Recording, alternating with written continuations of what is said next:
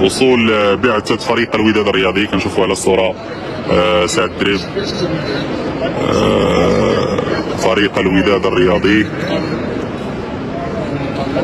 من المكتب المسير لفريق الوداد الرياضي أنس سرغات.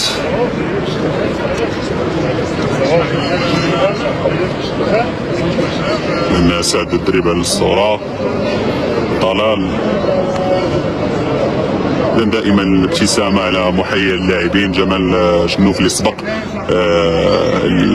البعثة باش انه يجهز الفندق ويوفر جميع الظروف. الان اللاعبين كيلقاو التحية.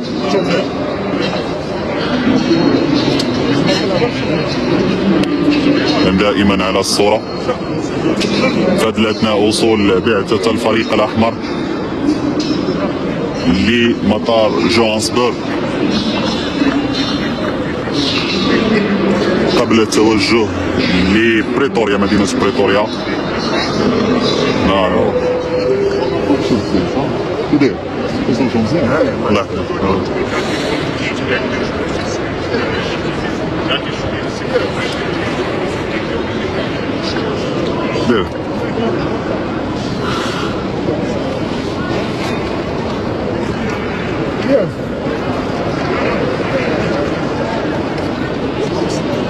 العملود الشرقي البحري، كل الاسماء متواجده اللي كيعول عليها فريق الوداد الرياضي والجماهير الاحمراء عشان تقدم الاضافه المرجوه.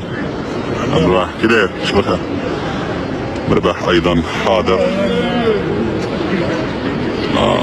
مدرب الفريق عادل رمزي. اللاعبين خاصهم يركزوا للفوز. اكيد التركيز في مثل هذه المباريات كيبقى امر مهم للغايه بالنسبه للاعبي فريق الوداد الرياضي. فالحمد لله البعثه ديال الفريق وصلت. جمال حركاس ايضا على الصوره. امور طيبه وجيده اثناء وصول الفريق الاحمر. المدرب عادل رمزي ايضا، لاعب حمود.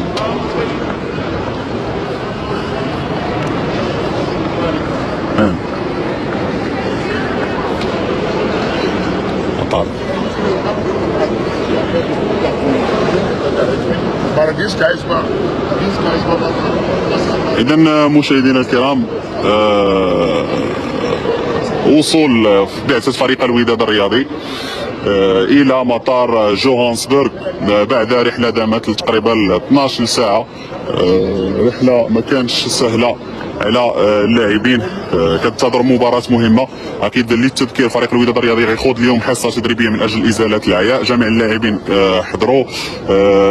سبق البعثة احد اعضاء المكتب المسير جمال شنوف اللي حاول يسهر على فندق اقامة الفريق. اجواء طيبة. اللاعبين الان حيتوجهوا باش ياخذوا وجبة الغداء قبل التوجه لفندق الاقامة.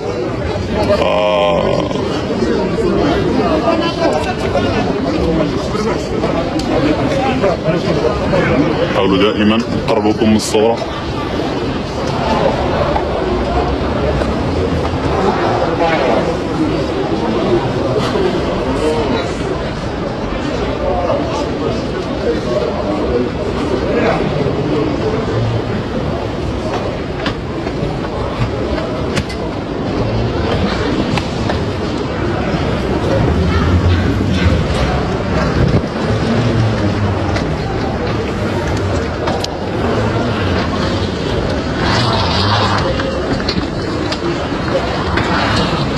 تحياتي لك خويا سعيد، مرحبا بك، مرحبا بكاع المتتبعين.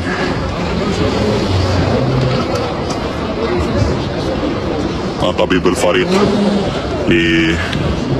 يعول عليه ايضا انه يشتغل على جاهزية اللاعبين، لان الامور غتحسم، امور دقيقة اللي غتحسم في طبيعة المواجهة. فبالتالي على فريق الوداد الرياضي وقف على كاع الجوانب. وهنا فين دائما كنتكلموا على الاشتغال ديال الاداره التقنيه. توفير فندق كيتواجد في مكان بعيد على الضغط وقريب للملعب. ايضا السهر على وصول اللاعبين في اقرب وقت من خلال تقديم طائرة خاصة لصالح لاعبي فريق الوداد الرياضي. ايضا كيرافق البعثة